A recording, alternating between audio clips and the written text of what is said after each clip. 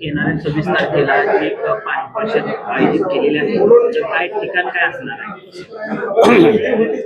आता आटपाडीचे आज जी बैठक झाली ती 26 जूनच्या पाणी परिषदेच्या निमित्तानं ह्या ठिकाणी बैठक झाली. त्या ठिकाणी राजेंद्र अण्णा उपस्थित होते, त्याबरोबर बापू आहेत, बाबसर आहेत, जवळजवळ 200-300 कार्यकर्ते आटपाडी भागातील ह्या ठिकाणी प्रमुख उपस्थित होते. आणि ह्या सगळ्यांच्या मते मी आज तेच जाणून घेण्यासाठी या ठिकाणी आलो होतो. त्या सगळ्यांच्या मते आपण सर्वांनीच मंगळवेढा या ठिकाणी ही पाणी परिषद होणार आहे. तिथं काळुंके सरांनी, बाबासाहेब देशमुख आमदार त्यांनी त्या ठिकाणी ते नियोजित केलेले, त्या ठिकाणी आम्ही सगळेच उपस्थित राहणार आहे. पाणी परिषदेला कोण कोण येणार आहे? पाणी परिषदेला आहे हीच लोक आहेत सगळे, जे पहिल्यापासून ह्या ठिकाणी उपस्थित आहेत तीच लोक ह्या ठिकाणी पाणी परिषदेला आहेत. इथून पुढल्या काळात सुद्धा तीच असते. राजकीय ह्या ठिकाणी कोणीही आम्ही बोलवलेलं नाही किंवा बोलवणार पण नाही. आणि दुसरी गोष्ट, आमच्या दृष्टीनं ही परिषद पहिल्यासारखी मोठी होणं किंवा चालणं हे आमच्या दृष्टीनं महत्त्वाचं आहे. अण्णांच्या नंतर वैभव काकांनी ही परिषद पुढं चालवण्यासाठी कार्य केलं. वैभव काका तुमच्यासोबत असणार आहे का? निश्चित.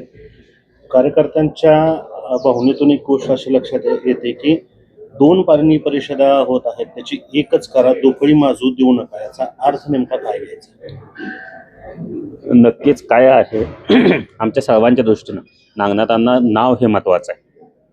दोफळी होणं, परिषद दुसऱ्या होणं हे आम्हाला अजिबात नाही. पण शेटफळे ह्या गावामध्ये जी मागली पाणी परिषद झाली त्यावेळेला असं ठरलं होतं की दुसरी परिषद ही आटपाडीमध्ये घेण्यात यावी, पण ते मंगळवेढा या ठिकाणी झाली.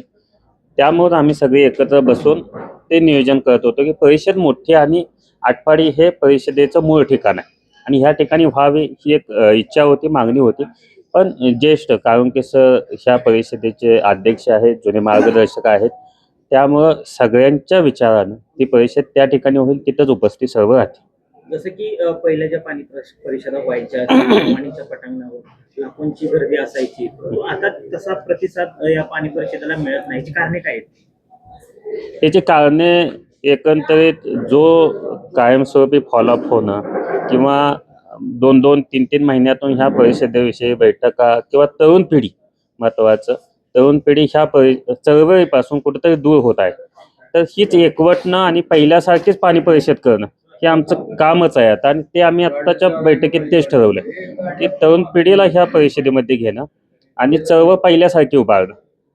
आत्ताचे कारणं मागले हुडकणं बसण्यापेक्षा परिषद पहिल्यासारखी कशी होईल त्याच्याकडे लक्ष देणं हे आम्ही ठरवलं. आटपाडी तालुक्यामध्ये तर बैठक घेतली, बाकीचे 12-13 तालुके आहेत दुष्काळी, या भागातली लोक पण परिषदेला उपस्थित राहणार सगळ्या तालुक्यामध्ये पहिल्यासारखं आणि परत फिरणार आम्ही. सगळ्या लोकांना बरोबर घेऊनच येऊ. 13 दुष्काळ तालुक्यातील जनतेला काय आव्हान कराल?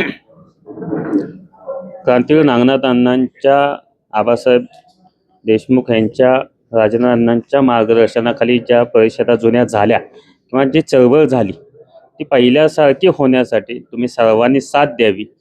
आणि पहिले ज्या ठिकाणी आपण अजून पाणी नेऊ शकलो नाही, काही अडचणी आहेत, त्या दूर करण्याच्या दृष्टीनं हे आंदोलन आणि ही चळवळ परत तितक्याच नेटानं उभा करण्यासाठी तुमची सगळ्यांची साथ असावी. आवाज माणदेशाचा, माणदेशातील प्रत्येकाचा. माणदेश प्राईम सबस्क्राईब करा आणि अपडेट रहा.